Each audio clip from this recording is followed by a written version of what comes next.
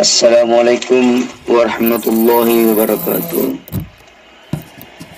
Salam kenal Pak Kiai, saya Asri dari Bugis, Sulawesi Selatan. Beberapa hari ini saya melihat paparan Pak Kiai di YouTube, pencerahan di YouTube tentang ma'rifatullah. Dan ma'rifat ini dulu kakek mengajarkan saya tentang ma'rifat, dan saya sudah memahami bahwa semua gerak dan diam kita adalah semua dari Allah, tidak terlepas dari Allah lillahi ta'ala. Tapi yang saya mau tanyakan Pak Kiai, apabila hati ini sudah kembali bahwa semuanya adalah Allah, tidak ada yang ada kecuali Allah. Misalnya tiba-tiba ada seseorang yang melakukan perbuatan keji misalnya kepada istri kita, auzubillahi min dzalik, atau orang itu memperkosa istri kita, apakah kita tidak boleh marah? Karena kalau kita melihat secara pandang, secara hakikat, bahwa yang melakukan itu adalah yang menggerakkan di Allah, bagaimana itu Kiai? Apa kita marah apa tidak? Itu aja Kiai, mohon dijawab pertanyaan saya Kiai, supaya pemikiran saya terbuka tentang marifat ini. Assalamualaikum warahmatullahi wabarakatuh.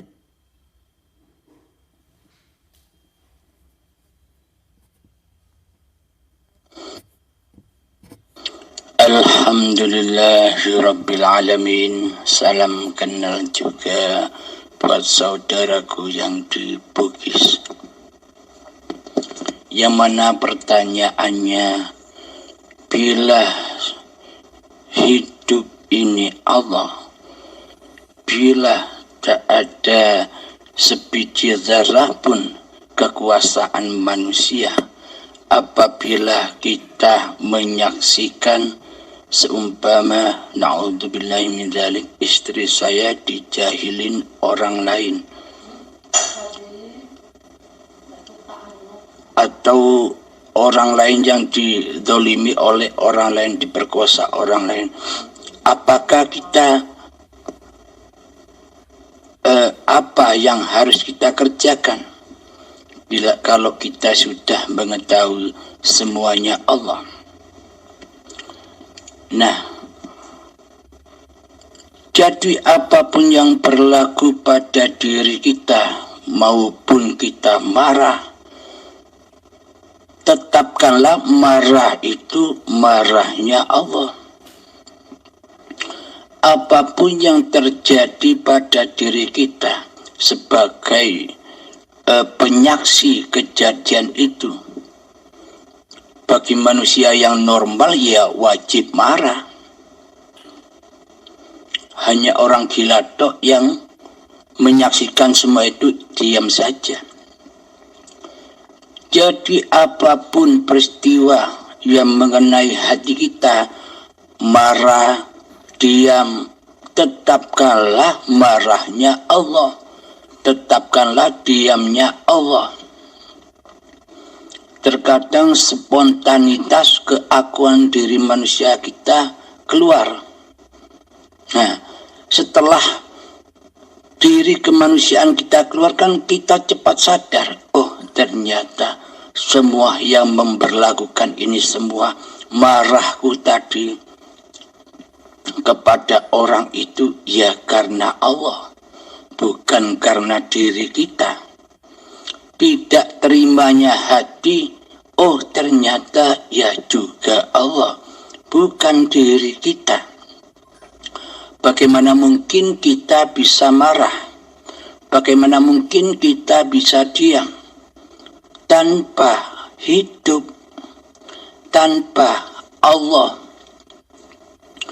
Jangan sekali-kali marah itu kembali kepada manusianya. Jika marah itu kembali kepada manusianya, itulah hawa nafsu. Maka ketika sudah menyadari kembalikan lagi, oh ternyata semua peristiwa yang terjadi ini tanpa kuasa Allah maka takkan pernah terjadi pada diri kita dan siapapun. Tetapkanlah Allah sebagai penguasa daripada diri kita sendiri di hati kita. Bagi orang yang bermakrifat pasti bisa cepat kembali ke langit. Maksudnya cepat kembali ke akhirat. Ketika ia menyaksikan kezaliman, ketika ia menyaksikan fahsya wal munkar di dunia ini, seketika itu muncullah kemanusiaannya untuk marah, untuk memberontak. Akan tetapi bagi manusia yang sudah mengenal Tuhannya, setelah kejadian baru ia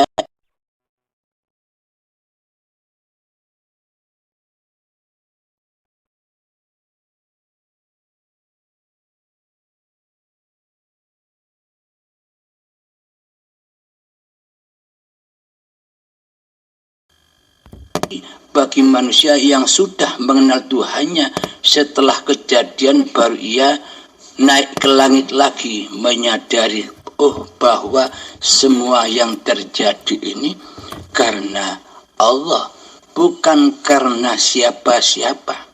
Karena adanya hiduplah semua peristiwa itu terjadi. Ini bagi orang yang menyaksikan.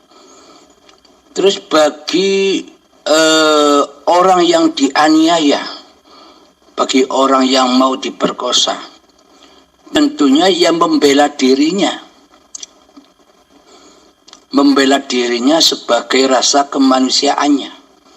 Akan tetapi nantinya setelah usai menjelang peristiwa itu selesai, maka naiklah ia ke langit.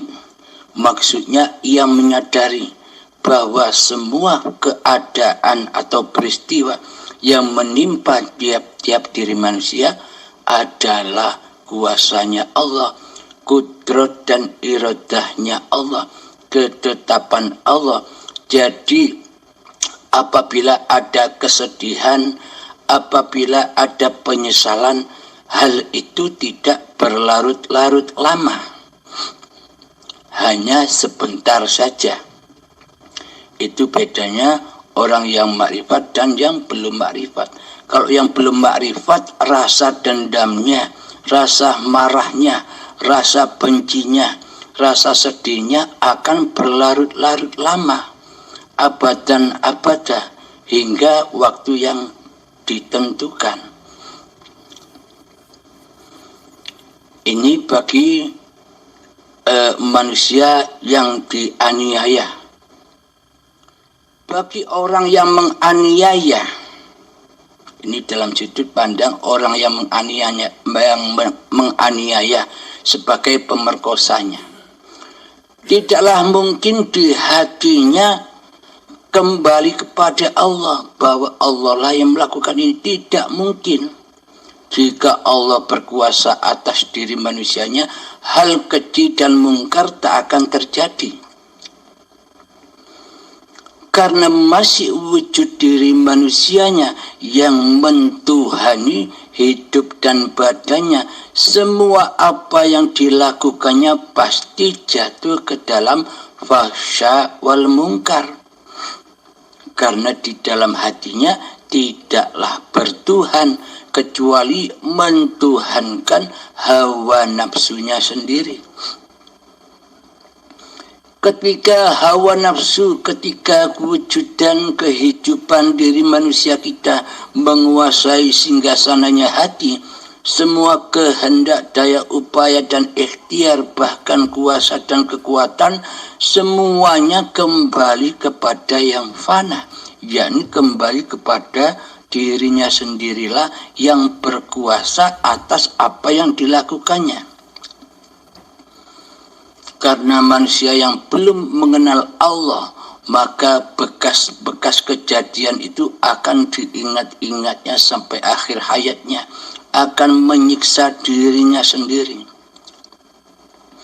Jadi bila manusia belum bertuhankan Allah, maka semua apapun yang dilakukannya jatuh kepada keburukan, jatuh kepada kesyirikan. Karena yang ada di dalam hatinya, yang jadi Tuhan, yang jadi penguasa bukanlah Allah, akan tetapi hawa nafsunya lah yang mentuhani di dalamnya. Jadi jangan anggap bahwa yang berbuat kezaliman itu Allah. Coba cek hatinya, tak mungkinlah di dalam hati orang yang melakukan kejelekan, keburukan itu, hatinya bukanlah Allah yang menjadi penguasanya. Akan tetapi yang jadi penguasa adalah iblis, setan yang terkutuk, yang dijadikan sesembahan. Akhirnya yang dipandang hanya makhluknya. Ada makhluk wanita cantik, dia kepengen. Ada apapun yang dilihatnya, ia selalu ingin merasa memilikinya. Membayang-bayangkanlah di hatinya, karena yang berkuasa di dalam hatinya masih setan yang terkutuk. Nah, untuk itu marilah kita berdoa. A'udzubillahi minasyaitonirrajim. Jadi kita wajib tahu dulu apa yang dimaksud a'udzubillahi minasyaitonirrajim, doa ta'awudz ini. A'udzubillah, aku berlindung kepada Allah. Ini bagi yang menyaksikan, bagi pelaku atau bagi sang korban. Harus tahu makna doa ini. A'udzubillahi minasyaitonirrajim. Aku berlindung kepada Allah. Jadi jika kita ingin berlindung kepada Allah, harus tahu siapa Allah. Allah itu hanya nama. Jadi mari kenalilah siapa sih pemilik nama Allah itu. Karena masing-masing nama ada pemilik namanya. Contoh, Anda akan berlindung kepada saya, Abdul Halim. Jadi Anda berlindung hanya menyebut nama saya, Abdul Halim, Abdul Halim, Abdul Halim. Anda tidak pergi menjumpai saya sebagai pemilik nama Abdul Halim. Apakah Anda bisa terlindungi? Apakah nama saya bisa melindungi Anda? Tanpa Anda datang kepada saya untuk meminta perlindungan. Begitupun juga Allah. A'udzubillah, aku berlindung kepada Allah. Kita wajib datang kepada Allah dulu sebagai tempat berlindung. Jika kita tidak tahu Allah, jika kita tidak mengenal siapa yang bernama Allah, maka bagaimana mungkin kita bisa berlindung? Maka kenalilah Allah. Siapa sih zat yang bernama Allah itu? Bismillahirrahmanirrahim.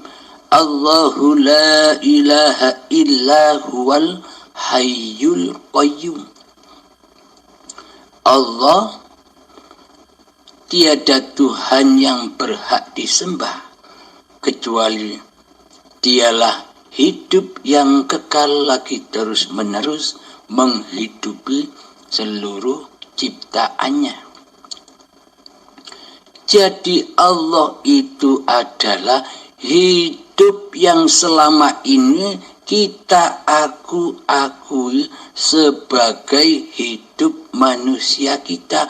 Itulah Allah.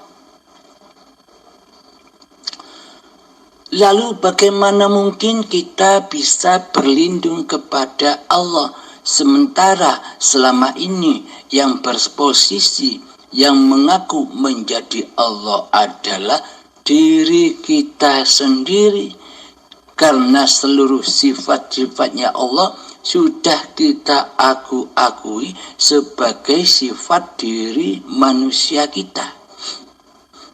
Takkan mungkin kita bisa bertemu dan berlindung kepada Allah. Bila kita sudah menyadari bahwa hidup ini Allah, maka persembahkan lagi kepada Allah. Jangan diakui bahwa hidup ini hidup manusia kita.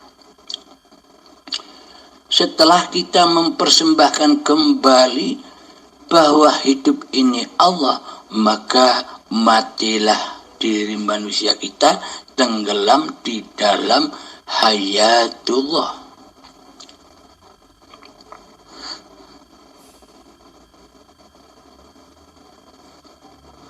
Alhamdulillahirabbil alamin. Nah, itu caranya berlindung kepada Allah. A'udzu billahi minasyaitonir rajim. Aku berlindung kepada Allah dari godaan syaitan yang terkutuk. Bagaimana mungkin kita bisa menghindar dari godaan syaitan yang terkutuk sementara kita tidak kenal dengan setan yang terkutuk itu? Jadi semuanya yang kita amalkan selama ini kan hanya angan-angan belaka, hanya bayang-bayang belaka, hanya dusta belaka. Jadi siapakah setan yang terkutuk itu? Sementara selama ini para ulama, para kiai banyak yang mengatakan bahwa setan itu gaib.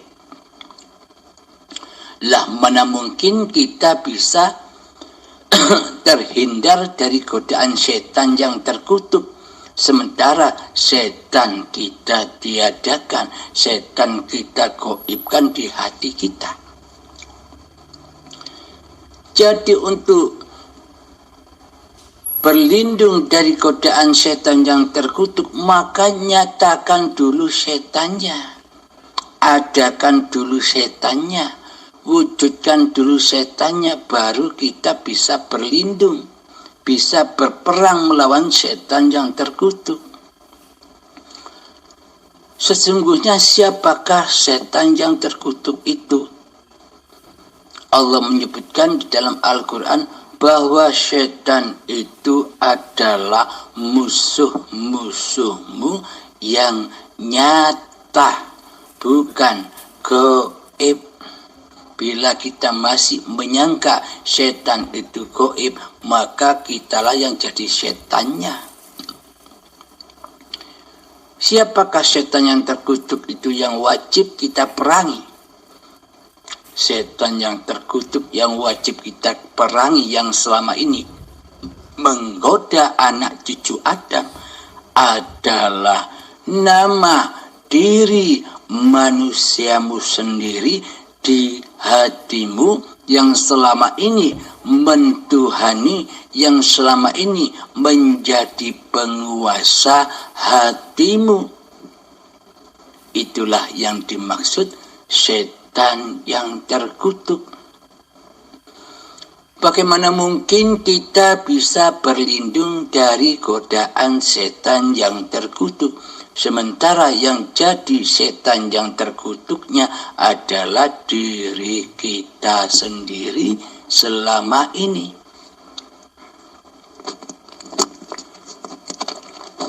Maka jika selama ini yang ada, yang wujud, yang hidup di dalam hati kita sebagai raja adalah setan yang terkutuk itu, maka beramal apapun ibadah apapun, sholat apapun, ibadah apapun, semuanya dusta.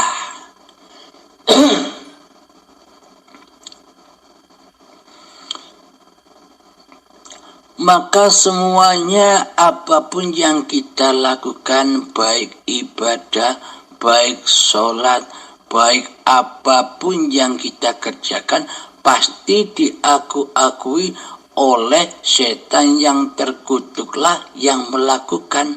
Diri kitalah yang melakukannya. Inilah godaan setan yang terkutuk itu. Sejak kita akil balik hingga setua ini, kumpul dengan iblis dan setan yang terkutuk. Karena yang jadi setan siapa? Ya diri kita sendiri yang selama ini menjadi Allah, tidak terasa, tidak merasa, dan tidak kita sadari selama ini. Karena hati kita selama ini keras melebihi kerasnya batu, sehingga kita digodok, disiksa, dan dipanasi di dalam api neraka. Karena setan yang terkutuk itu ada di neraka, yang akan selalu memanaskan hatimu. Bila di dalam hati kita masih wujud setan yang terkutuk, maka apapun yang dilakukannya pasti jatuhnya kepada perbuatan keji dan mungkar. Karena merasa tidak butuh akan kuasa Tuhannya, karena ia merasa lebih berkuasa daripada Tuhannya. Jadi semua yang dilakukan, kemaksiatan yang dilakukan, pasti berawal dari setan yang terkutuk. Bila yang ada, bila yang wujud di dalam hatinya Allah, maka tak akan ia melakukan itu. Karena manusia sudah dijaga oleh Tuhannya. Karena di hatinya bertuhankan Allah daripada bertuhankan diri manusianya sendiri di hatinya. Bagi kita yang menyaksikan contoh pertanyaan Anda tadi, bagaimana saya harus bersikap? Bersikaplah sebagaimana layaknya apa perintah yang ada di hatimu. Bila di hati kita marah, maka marahlah. Jika di hati kita diam, maka diamlah. Jadi marah dan diamnya tetap kembalikan kepada kuasa Allah yang memerangkan diri manusia kita. Jangan kita akui marah dan diamnya itu sebagai kuasa diri manusia kita. Tanpa adanya hidup, apakah ada marah dan diam? Dengan adanya hiduplah, maka marah dan diam itu ada. Alhamdulillahirabbil alamin.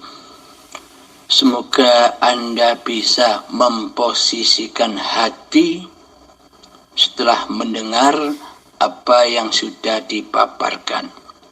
Yang terpenting di hati, jangan mengaku-akui, jangan pernah mengakui bahwa semua keadaan, semua apa yang kita lakukan dari diri manusia kita sendiri. Akan tetapi dari Tuhan pencipta diri manusia kitalah yang beraf'al di dalamnya. Alhamdulillahirabbil alamin. Semoga semoga kita semua selalu dilindungi oleh Allah dari setan yang terkutuk. Alhamdulillahirabbil alamin. Akhiru kalam.